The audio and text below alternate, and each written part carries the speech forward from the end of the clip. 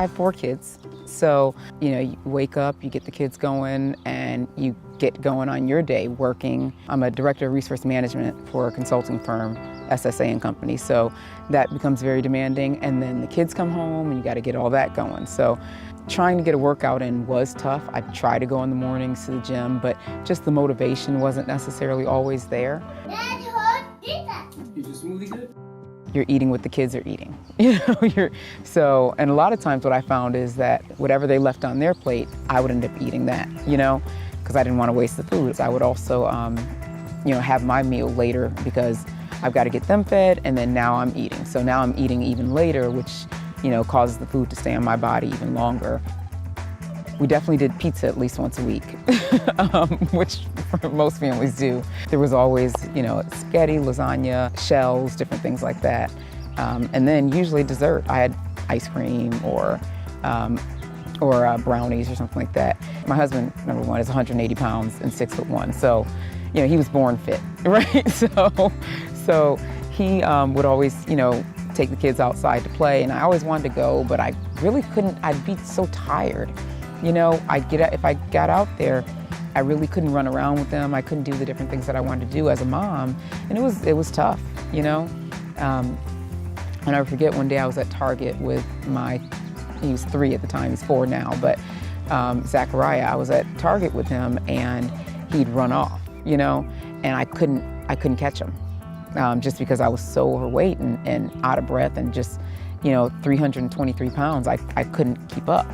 And someone else had to get my child for me. And that's just a tough, something really tough to face. That's a tough kind of blow when you can't really keep up with your family at all. Nadia had mentioned Shawn and Hardbody Outdoor Fitness. And she asked me to join, and I said, I don't know about that. They look like they're doing some hard stuff. Here, squat down. And she was like, just try it. Walk it back. You got 2 rounds of that to get to 20. And then use the curve. You have your 15 dips. So Shawn texted us and said, hey, come on, try it for a couple of weeks and see how you like it. And so we went, and we just never looked back. We've been going ever since. That was last November.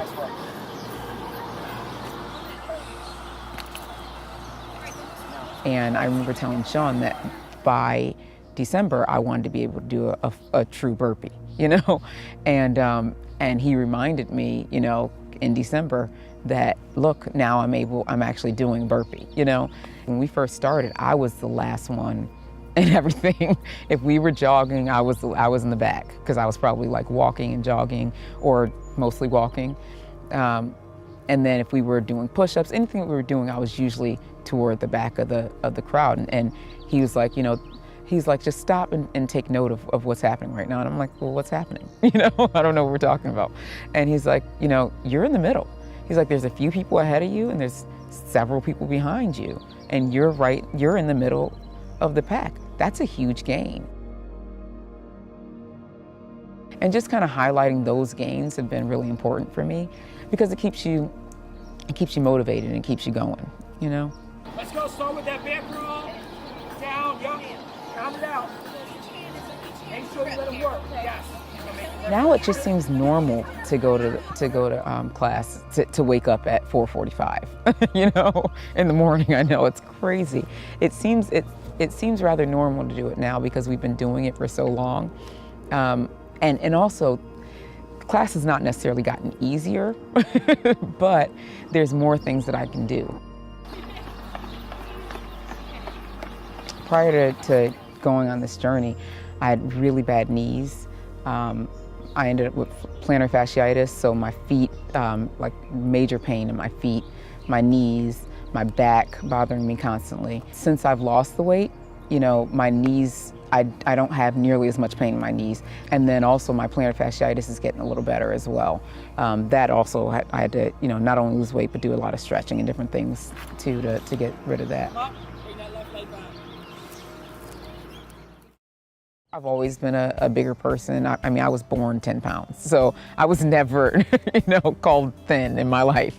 But having 4 kids back to back and really picking up, you know, a substantial amount of weight, I didn't feel like me after a while. You know, it's just, you know, you can't walk around, you can't put on the same clothes, you can't really buy clothes in the store. Now it's kind of nice to be able to just buy things and you don't even have to try them on because you know they fit, you know. It feels good to be able to just go and run around and play with my kids. The other day we were playing the Justice League and I was Wonder Woman, and we're running from room to room, you know, flying, you know, different things. And it's stuff that I couldn't do, you know, a year ago, you know? So, I mean, it's a huge change for me. Something that my oldest son, John, he's 9 now.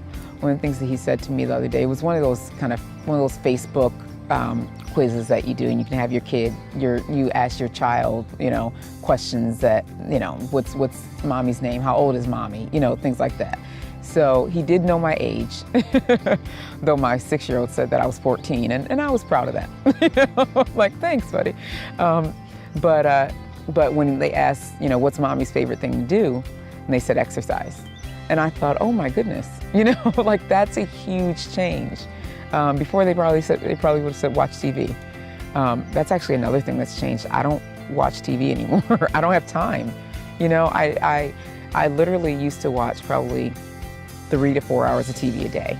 You know, so I'd get off of work, I'd have the kids going, I'd be cooking and have the TV on, or I'd be, you know, doing different things and the TV's always on, which showed them that, you know, the TV was something that we did all the time. Now I don't really watch TV. The TV's not on. I forget that it's there. I would tell someone trying to go through a change to think about what motivates them. You know, if you're a mom, think about your children and what you want to show them and where you want to be for them. Or a dad even, you know, same thing. Or even other things that may motivate you, just being able to walk up the stairs without getting tired, you know? And so the first thing I would say to do is get up and go, you know, try it.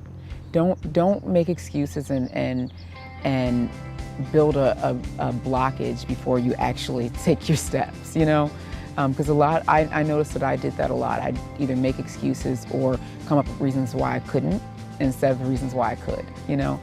I could get up and go for a walk, so why wasn't I, you know?